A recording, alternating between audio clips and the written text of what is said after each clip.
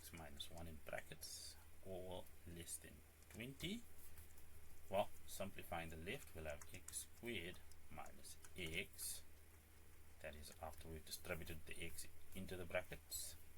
Of course, we'll need to transpose the 20 to the left.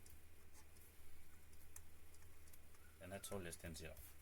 So what do we have over here? That's x minus 5, x plus 4, or less than 0. You're also free to use the formula. But for now we need critical values. Those are going to be from the first factor, x is equal to 5, and then from the second factor, x is equal to negative 4. Remember, these are critical values, not solutions. They do, however, give us a graphical idea of how a solution will look. Remember, that area is under this x-axis, and these areas are above, but our original formulation wants everything beneath, so therefore x is greater than negative 4 or less than 5. That is the solution required in this case. A few moments later. For what values of x?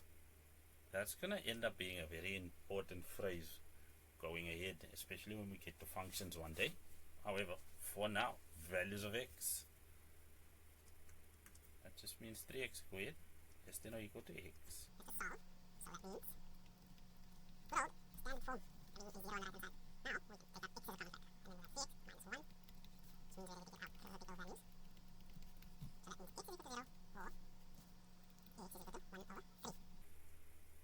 Now, regardless of the size of the values or the magnitude of the values, still treat them the same.